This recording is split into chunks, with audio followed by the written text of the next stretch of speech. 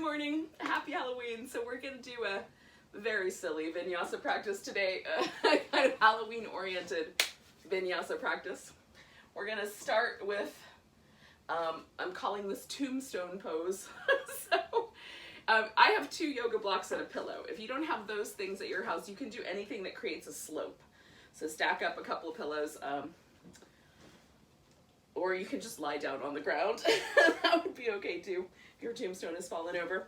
So I have 1 block on the lowest setting, 1 block on the medium. You could make it higher if you want to, but that's generally high enough because my elbows will just barely touch the ground. And then I lean the pillow up against it so I have a little slope for my back to land on. And then I'm gonna take a blanket and roll it up because I'm gonna do a butterfly with my legs. So this will I'll put that underneath my knees so there's a little extra support. So that's how we're gonna begin. Again, you can lie down on the floor with nothing under you. You can butterfly the legs if you like. Corpse pose is also a Halloween pose. So if you want to start out that way, you could. Oh. Alrighty. So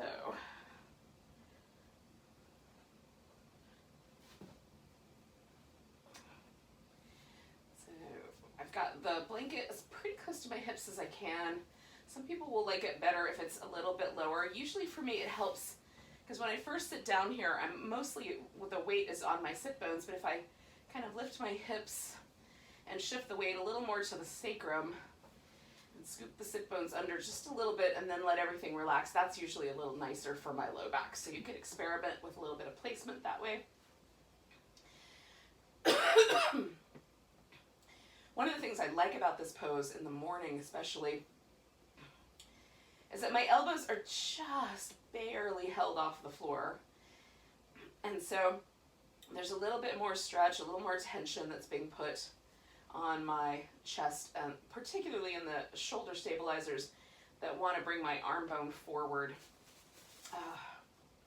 because of sleep patterns and sitting over a desk, a computer, that kind of thing. This is really nice for just opening and releasing that. Now, you can expand the arms, you can keep them in a little closer. I just try to find sort of the place they naturally want to wind up. And then letting ourselves just breathe here.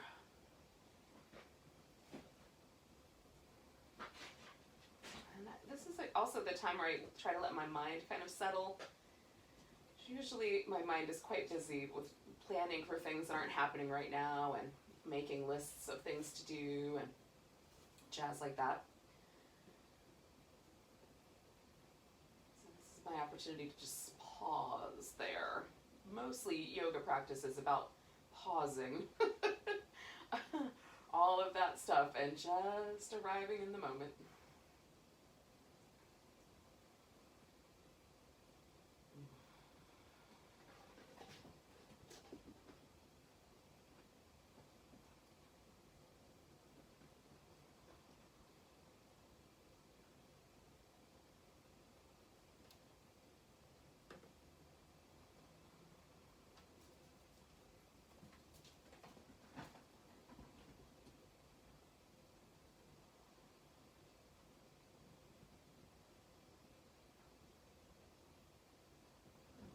Stay here for about another minute, just opening up, breathing.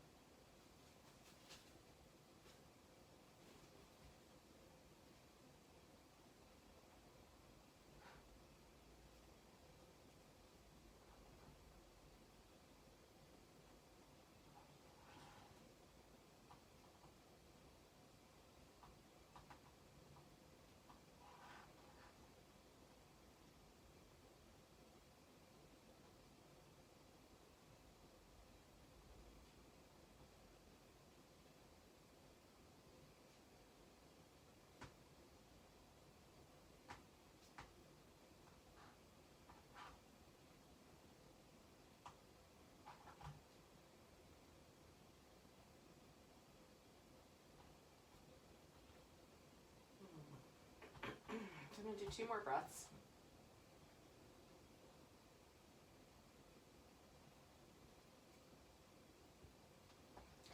Now the first thing we do is just bring the knees together and then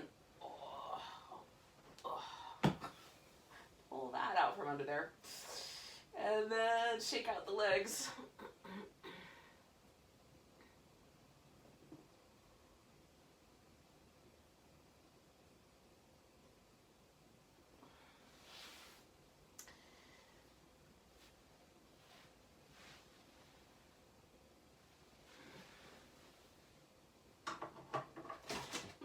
Rescue something from a ferret, but while I'm at it, I'm going to roll myself over and take this bolster out from underneath me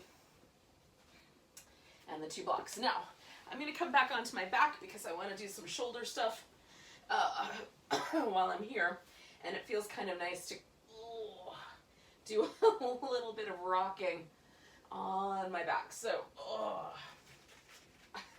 in addition to reaching the arms up so I get the shoulder blade out from there, I'm kind of rocking on that muscle area right where the blocks were kind of suspending me on that pillow. And then I'm going to do 2 little movements. You know, it's going to wind up being 3 parts, but both arms are going to reach down, and then I'm going to stretch the arms overhead as I bring them all the way up. Keep on reaching through the arms the whole way. Stretch through the arms. At this point, I have to remind myself to reach again because the pattern changes in my shoulders. So stretching down through the arms, and then as you come up, you just keep reaching all the way up and over. You can add some groovy haunted house noises. Sometimes for me, those are involuntary. Coming all the way up and over one more time. And then I'm going to come all the way back.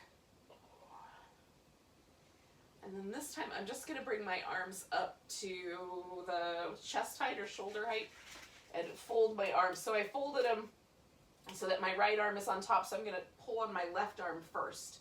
So I'm holding onto my upper arm bone and pulling across my body, and I'm pulling with a good deal of force, and then I'm resisting that effort by trying to pull my shoulder blade back down to the ground or into my back, so that there's this kind of stalemate basically between the 2 efforts. But what winds up happening for me is a nice release in the muscle that lives between the shoulder blade and my upper back.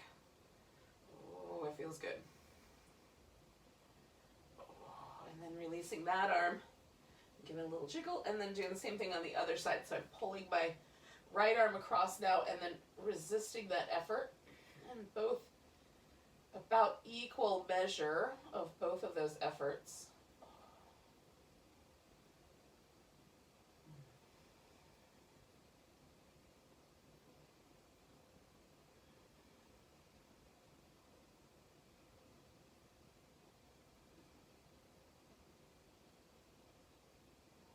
One more breath there. And then shake that guy out. So, the result is that I've got just a nice kind of relaxed feeling in the shoulders. So hopefully that worked well for you as well. So we're going to essentially kind of flip ourselves over. So I'm going to scooch all the way over to the side here and roll back onto my mat. Hands positioned just under the shoulders, maybe a little higher than that. Reaching out through the legs and then coming into cobra. Scooting my hands back about an inch, reaching out through the legs. Cobra. And I'm trying to just lubricate, warm up the muscles in my back so I'm not necessarily lifting particularly high, nor am I pushing with my arms, but I am using my arms to broaden the chest. So coming up. Again, one more, a little scooch back with the hands.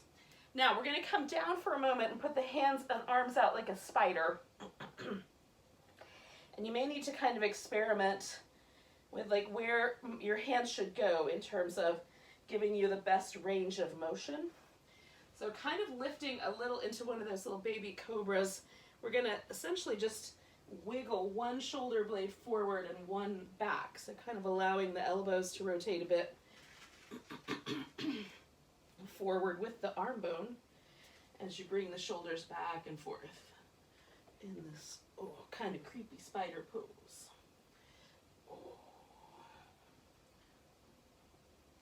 I'm going to do that one more time. And then coming down, we're going to take this to a child's pose.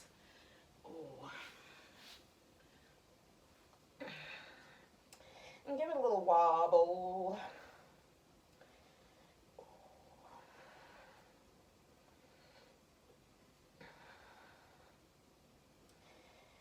All right. So from child's pose, we're going to take ourselves back to all fours, or up to all fours, and do some little cat shapes. So it wouldn't be Halloween without at least one black cat. So rounding the back like a little cat, and then letting it sway the other direction.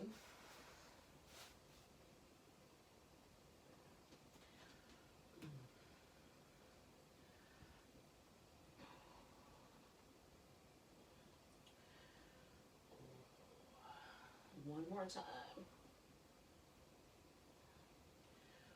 All right, so we're going to take ourselves into a lunge. So I'm going to bring my right leg forward first.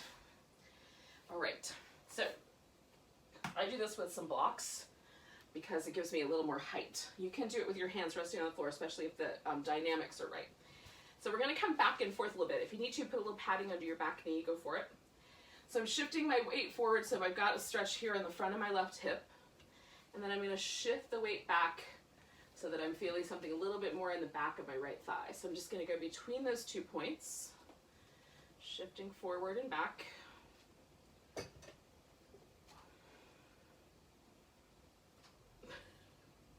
Forward and back. One more time. Okay, so then we're going to come to the diagonal. And I'm calling this werewolf pose.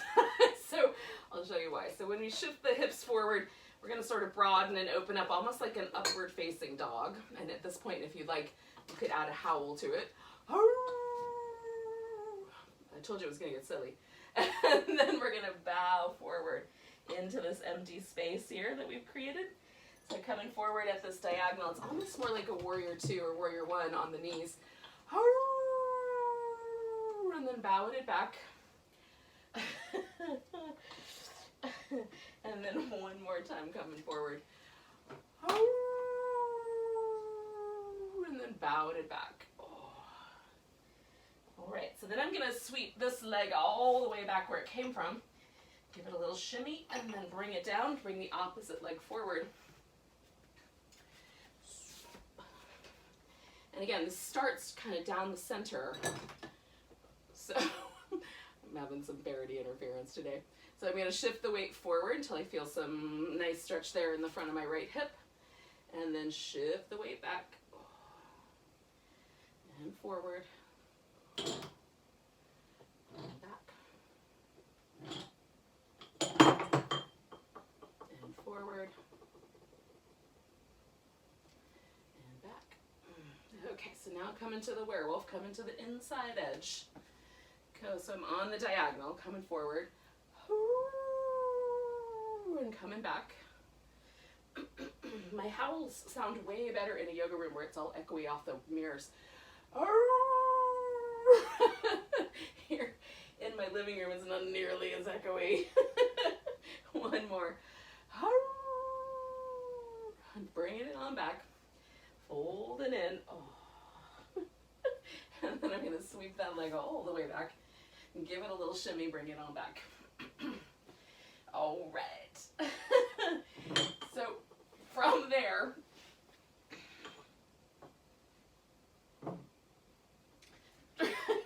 rescue a few more items from the ferret.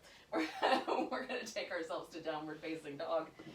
Now, from dog, you can take a few moments just to explore, walk around. Move your hips. When you feel like you're ready, you'll just walk yourself into a forward bend.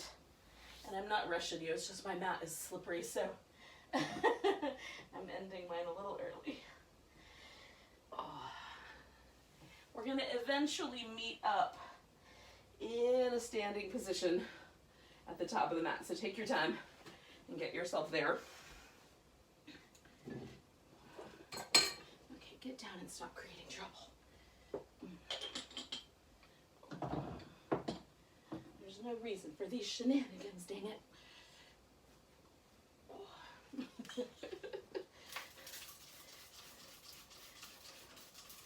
There are lots of forces working against me with videotaping today. Internet, tiny creatures. Get out of there.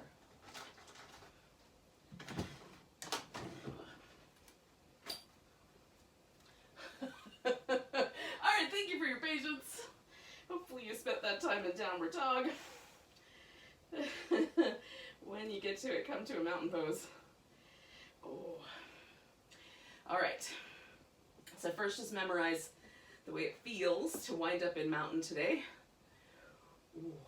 And then essentially we're going to bring ourselves to a chair pose. And so you have to imagine, you have to use your imagination for this, but we're going to kind of like pick up our vampire cape and lift all the way up onto the tiptoes. And then staying on your tiptoes as long as you can as you come back towards that chair shape. And then heels come down. So coming back from the chair, lifting all the way up onto the tiptoes. Staying in that tiptoe position. Coming down, bringing the heels down. One more time, lifting up onto the tiptoes. Staying up there if you can, as far as you can go. Before finally dropping the heels, taking a little moment right there. Nice big breath. Exhale, fold forward. Inhale up halfway. Exhale, fold. So we're going to step ourselves back with the left foot. So I'm going to pick this left foot up, bring it up, hold that steady balance, bring it back, and just see if I can catch this high lunge real quick. And then from this high lunge, I'm going to try to take this to warrior three, which may or may not work out. And I'm going to try to pick this leg back up front. And then bring it back to high lunge.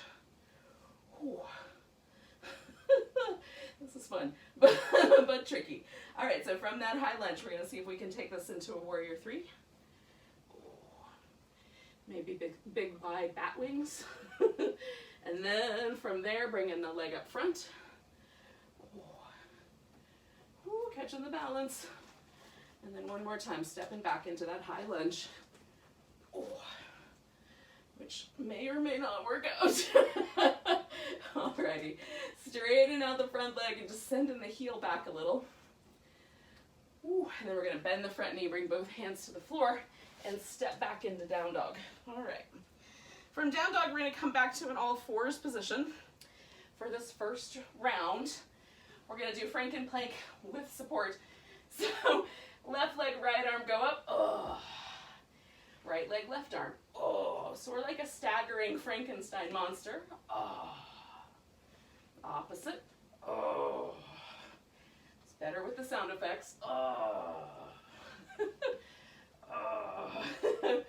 And then we'll shift forward, lower down, come into either a cobra or an upward dog. And then take yourself back, downward dog. Right leg comes up like a scorpion tail. Step it forward. Bring your left foot up to meet it. Come up halfway. Exhale and fold. We're going to come all the way up to standing. And find our way back up to the top of our mat. Now, pause for just a moment and feel and notice, is there a difference between the left side and the right side? So again, we're going to come to that kind of chair pose shape. Coming all the way up onto the tiptoes. And then staying on the tiptoes as long as we can before finally sending the heels down into that chair. So chair pose, coming up onto the tiptoes. Bringing the cape in and closing ourselves in. In my mind, my cape is really gorgeous. Again, a little imagination and never hurt anybody. Okay, maybe a lot of imagination might be problematic. So come into that chair pose, we're gonna fold forward, come up halfway, exhale, fold. So again, we're gonna step back with this left leg and try to find that high lunge. Ooh. Catching that balance, we're gonna try to take it to a warrior three. Again, if it's tricky, we just work with it, and then we're gonna try to bring that knee straight up. Ooh. Step it back into our high lunge. Ooh. Finding that balance. And then warrior three. Nice big bat wings. And then bringing the knee up. And stepping back. High lunge. We got one more of these crazy sequences to go. All right, we did this up front on purpose, so we wouldn't be too tired for this because it's tricky. Oh. Okay, one more time. I'm gonna try to bring the knee up to the center. Ooh. And then step back into my high lunge one more time. Catch the balance if possible. And then extending out my front leg and sending this left heel toward the ground. Just for that little extra bit of stretch. All right. Bend the knee, step it back. Down dog. Oh. Frank and plank, version one. Oh. Oh. Oh. Oh. One more time. Oh. Oh. Shifting it forward, lowering through a vinyasa. A little cobra or an upward dog. Coming back to your downward dog. All right. Left leg comes up like a little scorpion tail.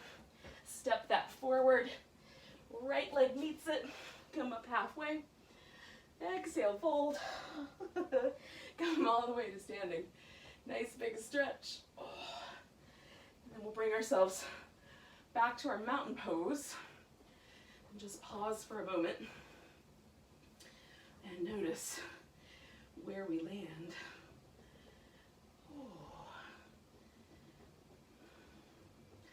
So this Halloween we get a full moon, but we'll still do a kind of crescent pose in honor of the moon. So we're going to stretch up nice and tall. Take the right wrist, grab hold of it, bring it over to the left. Oh, coming back, we're going to pick this left leg up into a into a lifted position again, kind of lifting up as high as you can bring that knee, and then hovering there for a moment. We're going to step ourselves back into a warrior one. So just from our high lunge, bringing the heel down. And again, however tight your ankle turns is where your hips wind up pointing, right?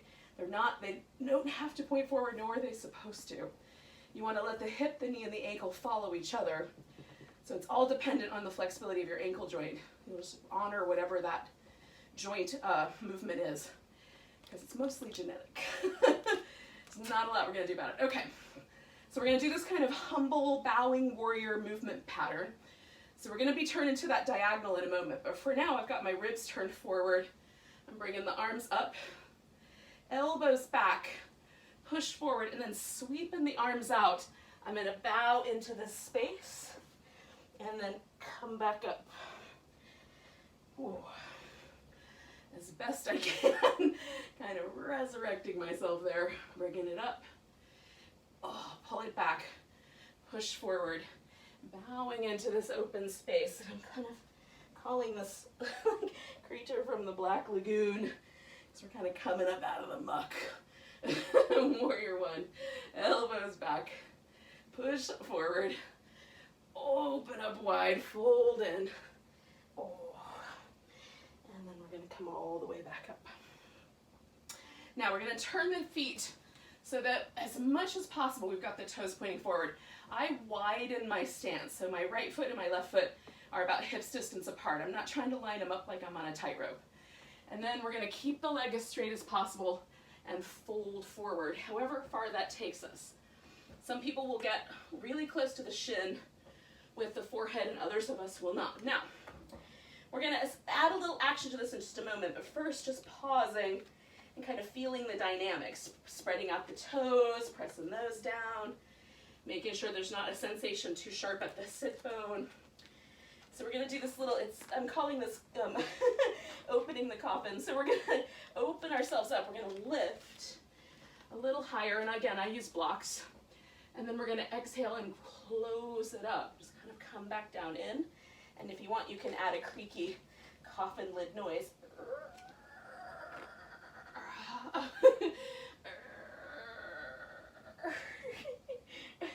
Which makes me crack up a little bit. Here we go.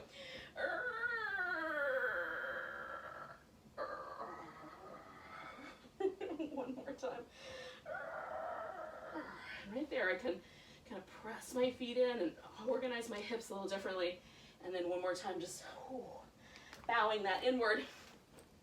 So we're gonna step it back into downward dog. Give the legs a little shimmy and just feel where that landed us.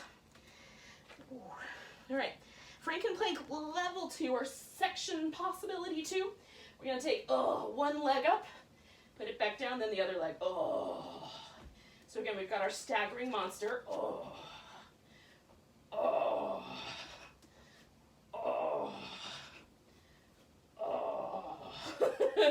And then we're gonna lower down. At some point, those sounds are no longer things I'm trying to make. They're just coming out that way. You can do a cobra or an upward dog. We're gonna bring ourselves back to down dog. Take the right leg up, make a little scorpion tail, step that leg forward, bring your left foot up to it, come up halfway, exhale, fold, coming all the way to standing, give it a nice big stretch. And again, we're going to find ourselves in a mountain, and just settle in for a moment and feel. Does the right side feel any different than the left side? So again, we're going to do a little crescent. So we're going to reach the arms up. I'm going to grab the left wrist and go to the right this time. Make it a little crescent moon out of myself. Then I'm going to come back and try to pick this little leg up and hold it steady there. And then we're going to step it back into warrior one. Right. So again, letting everything organize itself. I'm turning my ribs forward, but I'm letting the hip go. Arms come up. Bring them back, kind of squish them together. Push forward, and then we're going to open them and fold in to our little black lagoon here. And then, emerge out of all the swampy goodness. Nice big stretch. Elbows back.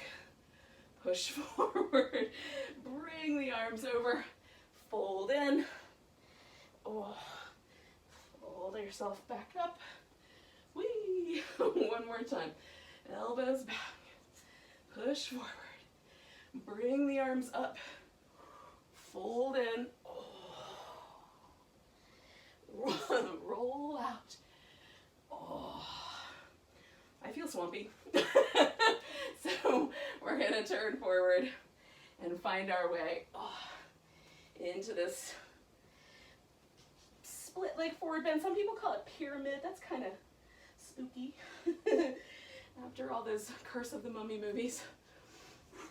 All right, so we're just going to feel our way into this little spreading out of the toes, making sure the weight's even in the feet. And then we're going to add the little coffin sound. So bowing in, letting go, and then opening up the lid. And then bowing in. opening up the lid. Bowing in. As I open the lid, I'm going to, again, reorganize my hips just a little bit, pulling back through this left hip, and then bowing in one more time. And then I'm going to take that back to down dog.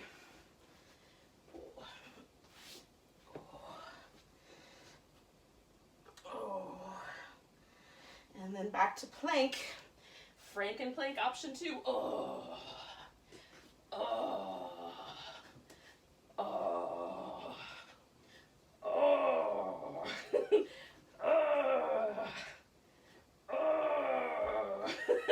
Lower and down. That gets more fun every year. Inhaling into your cobra, your upward dog. Taking yourself back to a downward dog. Oh, goodness. Left leg comes up like a little scorpion tail. Stepping forward. Right foot up to meet it. Come up halfway. Exhale, fold. And then we're going to come all the way up to standing. Nice big stretch.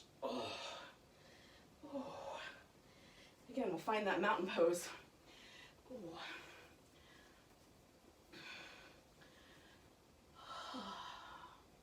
And feel. So definitely for me, I can tell when I've done one side and when I've done both, which I find kind of groovy. So one of my favorite Halloween tropes is like spooky haunted graveyards, haunted houses. And nothing is complete without a haunted spooky tree. So we're gonna take ourselves into a spooky tree pose. You can be as spooky as you want to be. So my weight's on my right leg, and I'm suspending myself here by pressing my left foot into my left calf muscle. And then I'm going to pick this leg up and step back to warrior 2. All right. So with the warrior 2, again, I've got to line up legs and hips. So I don't want this front leg to collapse. If I overturn my hips, the front leg will follow me because it's getting pushed around by the hip socket. So wherever the leg lands, work that inner thigh, and then that's as far as your hips are going to come around. So again, we might be on a diagonal. That's the way our bones are shaped. So then we're going to come back, and this you might know as reverse warrior and side angle pose. We're just going to add a little sort of snaky quality to it. In Pilates, this movement is called the mermaid. And then we've mixed it in with this warrior pose named after a dreadlock monster Shiva created. So if you combined a dreadlock monster and a mermaid, I feel like you get like Medusa. So you can make your arms super snaky as we move between these two shapes. We'll get that kind of Gorgon hair going. And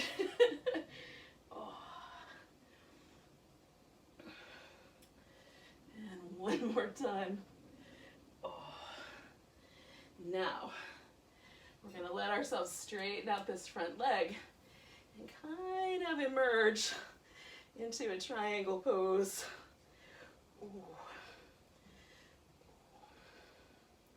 You might be more of a star shape than a triangle shape. Fallen star pose. Give yourself some nice deep breaths. And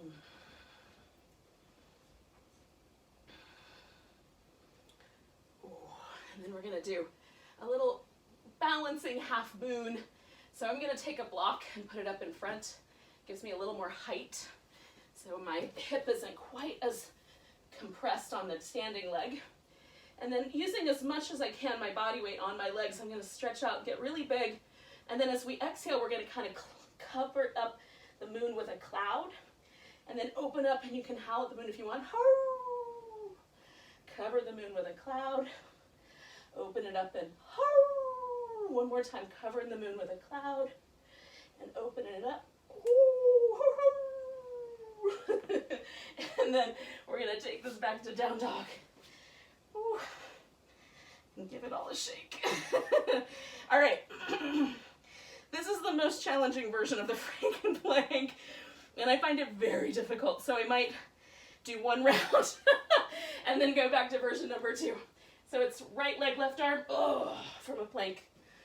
Oh, oh, oh, oh, oh.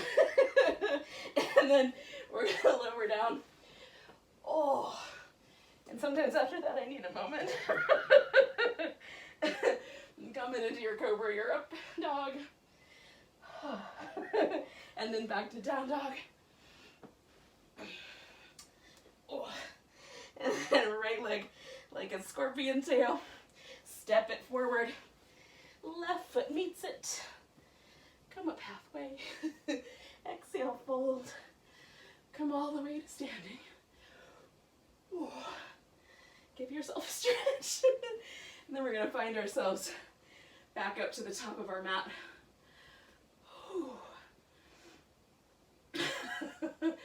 Oh, taking a couple of breaths. It's hard to talk and do that at the same time. And groan and do that at the same time. So just catching my breath here. All right, so we're going to make ourselves a spooky tree on the other side. So left leg is going to hold the balance as I kind of spook up my tree here. Ooh.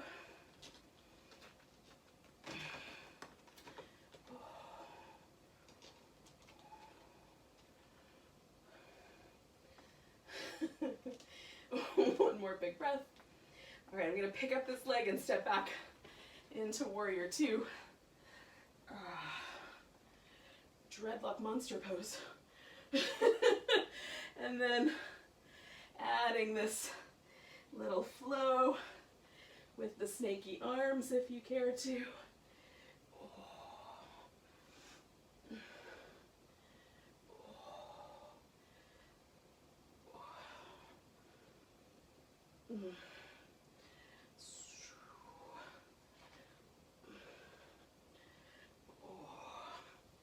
And one more. And then we'll turn this into a triangle pose.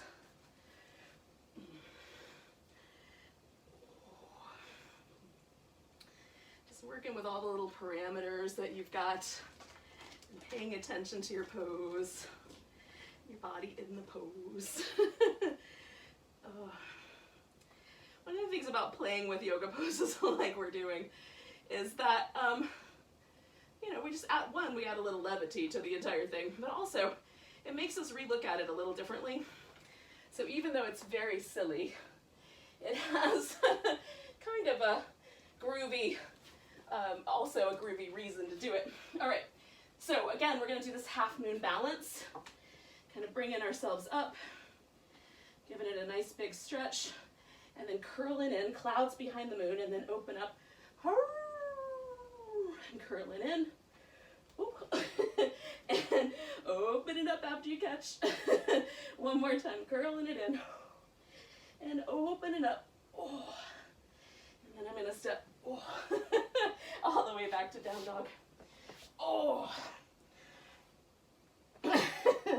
All right, last chance with Frankenplank. So you get to decide, are you doing Frankenplank 1, 2, or 3? Coming forward. Oh. Oh. Oh. Oh. Oh. Oh. And then lowering all the way to the belly. Woo. Frankenplank is a killer. Even the other versions are really good. Okay, so reaching out through the legs, we're going to bring ourselves up to a sphinx. So elbows, I like my elbow a little forward of my shoulder and slightly in. And then I kind of lengthen out through the hip flexors a little bit and press the tops of my feet into the floor. Spreading out the toes. We're just going to pause. This is a good opportunity too to kind of rinse out the neck a little bit. Ooh. So again, with all the movies about mummies' curses and things we've come to associate ancient Egypt with scary things. So there you have it. We're here with the scary things. Doesn't feel so scary. 3 more breaths.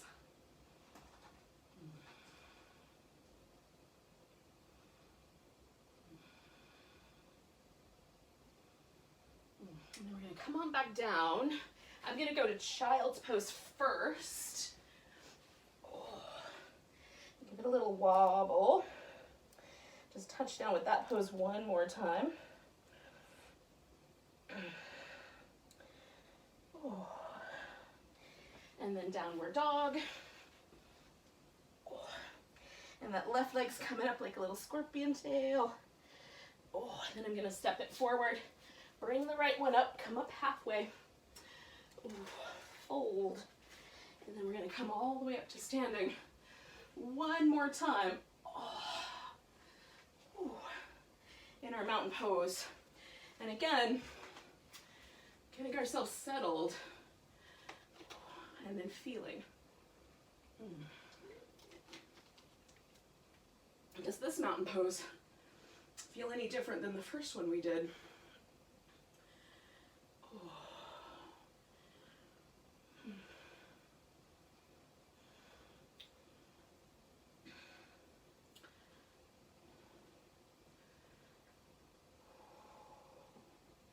Now we're going to send the weight to the right leg so we can step out with the left foot.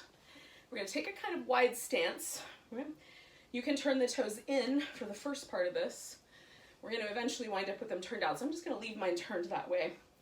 And then we'll fold forward into a wide angle forward bend.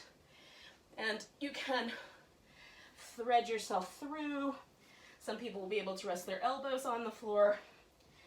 Gonna rinse out the head. Feet were turned in, you're gonna turn them out at this point. If they were already turned out, then you're probably ready to come into the squat. So one of the goddesses that's celebrated at this time of year in India is Kali, and the other is Durga. There's lots of goddesses celebrated in this. There's a festival called Diwali, and the goddesses are celebrated during that festival. Kali is particularly gruesome looking. She's got a necklace made of skulls. She's got a skirt made out of severed arms and legs. In some of her many arms, she's got severed heads and swords, and she has this really long tongue. And usually she's depicted in this kind of squatting shape like this, with her tongue hanging out. So we're gonna do like a little homage to Kali Ma. So we're gonna round the back and kind of hug the navel in, and then open up and stick the tongue out. And round it in, and then open it up and round it in, open it up.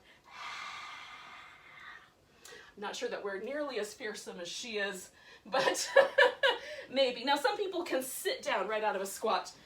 I have to do a little maneuvering. So, we're gonna take a seat. I'm sitting in a simple cross-legged position with my left leg up front. You may decide that you want to do your left leg up, which is fine. You can certainly bring the legs into any configuration that you like. Sit up nice and tall. We're going to twist around. Now I'm twisting to the left with my torso, and right at the point where I start to feel my right hip lift to help, I'm just backing off a notch. You can allow the hip to help you in a twist.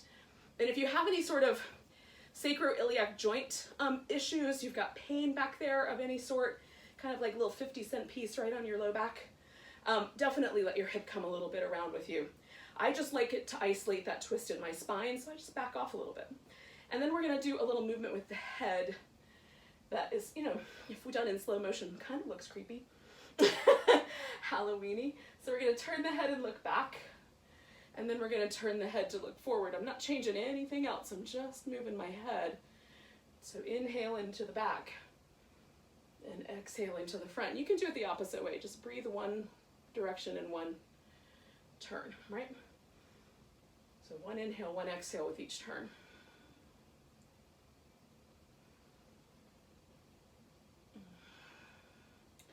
I'm also noticing how it changes my shoulder muscles As I bring my head around, especially on this right side, I can feel that shoulder want to lift up.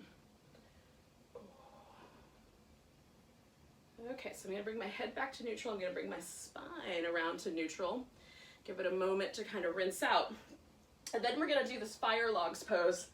So sometimes it's referred to as double pigeon. I like to have a block for this because I like my foot slightly forward, but you can stack your shins on top of each other. Now, if this is ridiculous and impossible, try it with the block up front. Maybe send the leg further out. And then the other option would be just to stay in the cross-legged sitting position, because that will work as well. You can also roll this fire logs onto your back. Just hold the legs in this position, hold it onto your ankles, and see if that change in gravity arrangement, right? Your relationship to gravity shifts, and sometimes it makes this pose lots more accessible. So you can lean back a little bit, you can stay straight up, or you can lean into this.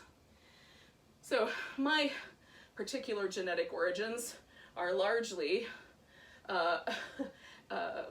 British Isles, lots and lots of Welsh, a little Irish, a little Scot, and then other things, because I'm an American. But there were traditions in that part, and even in the northern part of Europe, where at this time of year and at other festivals of the year, they would build giant bonfires. And so that's kind of this idea with me here, is that we need a little fire in our Halloween celebration.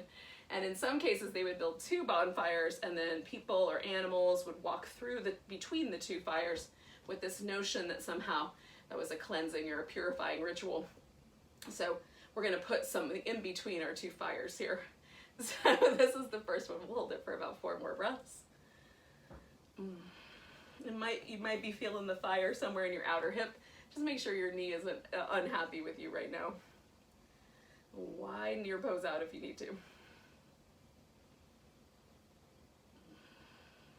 One more breath here. And then we're going to lean back, open up the space. We'll make a nice big V. Now, if you prefer, you can keep the knees bent or the legs closer together. It doesn't matter as long as it's you're doing the same thing on both legs. And then folding forward. And I'm just noticing that there's a difference between my left side and my right side, right? So this is my little movement through the bonfires.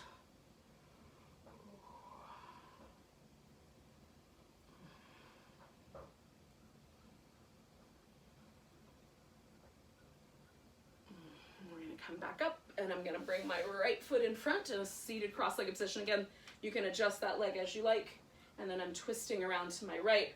Again, I'm noticing that point where my left hip starts to help, and I'm just backing off a little bit. And my twist on one side's not quite as deep as the twist on the other, so I'm just going to honor that. Inhaling to the back, exhaling to the front with the head, just kind of moving back and forth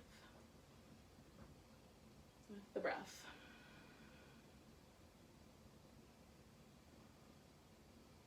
I like the change in neck position. I don't do this with every twist, but gosh, it feels nice.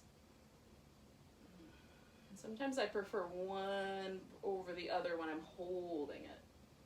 So this is a good chance to sort of explore the whole range of possibilities of what your head could do in a twist. I'm going to do one more breath of this.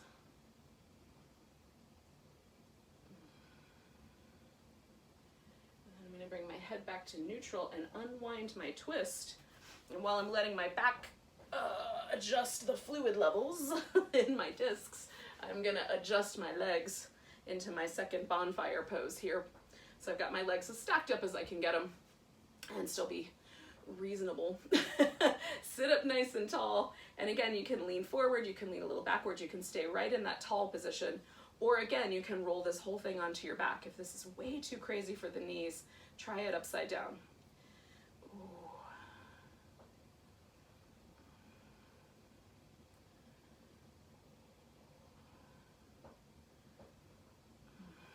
Just notice, like, is there a difference on the other side? For me, there's often a little bit of a difference.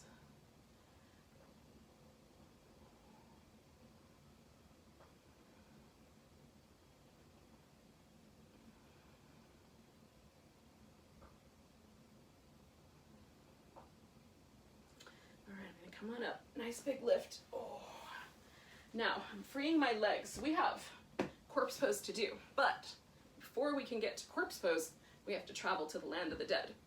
And in ancient Greek mythology, that was assisted by this character, often depicted in like a long, dark, hooded cloak, very much like the images we see of the Grim Reaper, except he's the ferryman, right, who takes us to the land of the dead.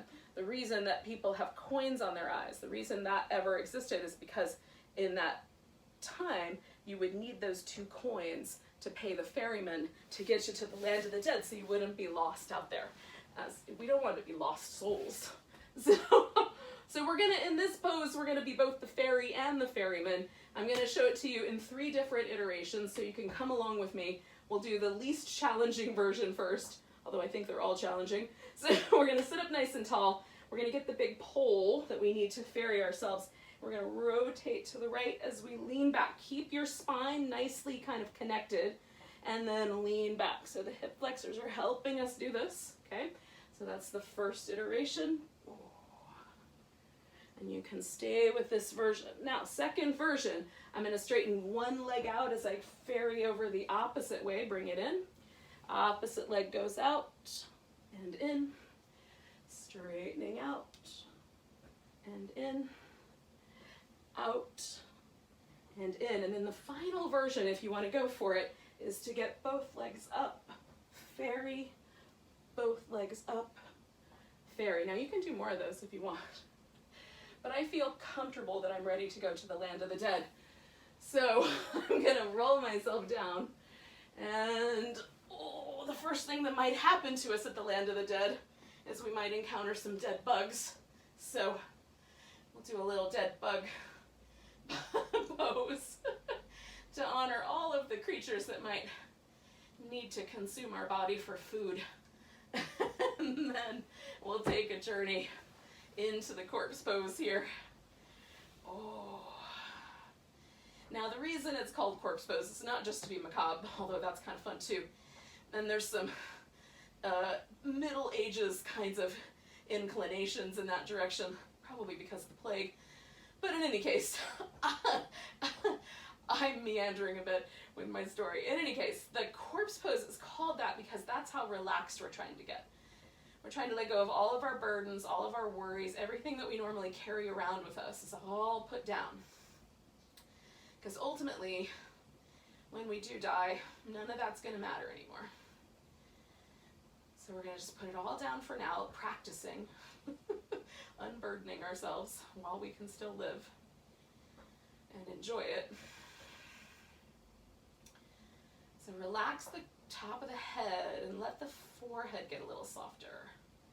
And sometimes I have to come into that area with my awareness more than once to unwind all the little muscles there. And then unwind around your eyes and let the eyeball itself, the little orb of the eye, get a little heavier. And also let your eyes grow kinder.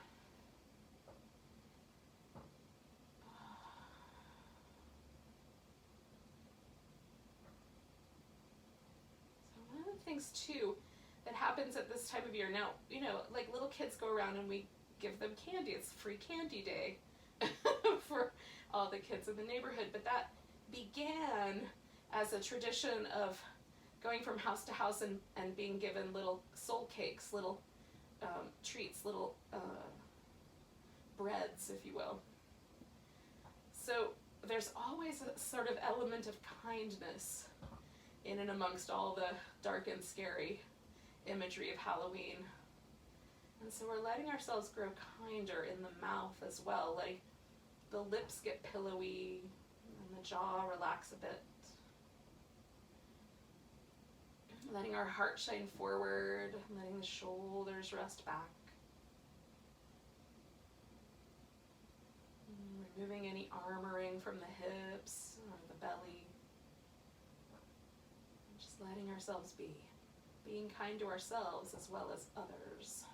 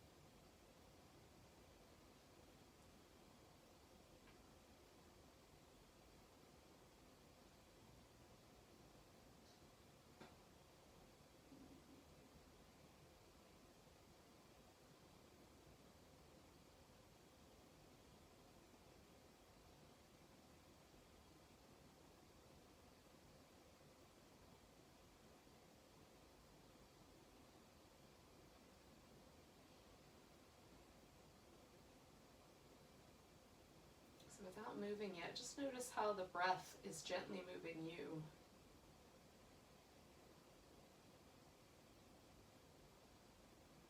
And there's an almost sort of rippling effect of the inhale and the exhale gently moving through the body.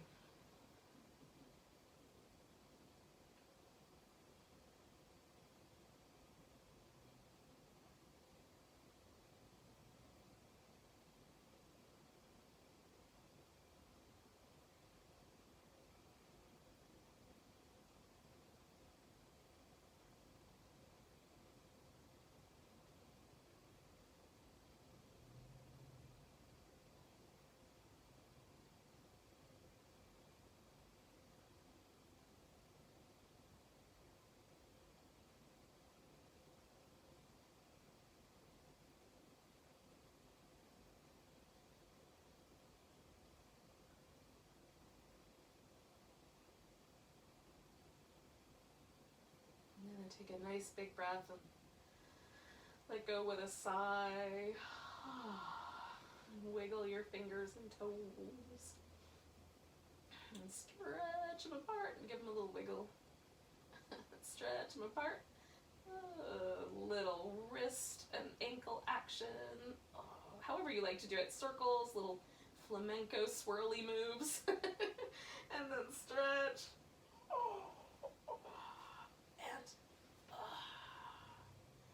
Bring yourself together here. We'll come to a seated position eventually. As soon as I can get this pillow out from there. Oh. So thank you for joining me for some very silly Halloween themed Vinyasa yoga. Let's take a big breath together. Nice big inhale. Big sigh.